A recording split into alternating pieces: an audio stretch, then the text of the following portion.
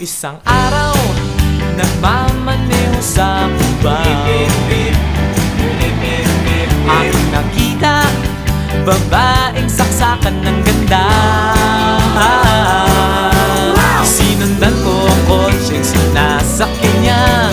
Hindi ko nakitang may dumarating pala. Hindi ko naiwasan, kami bigla nagkabanggaan.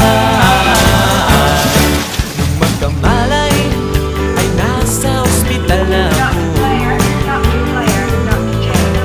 Nasikaso ng doktor na pili ng nanay ko. Biglang-bigla na lang ang nurse nandyan na, at para kong nakitang anghel sa ganda. Kahit nagdidiliyo, itong nasabi ko sa kanya.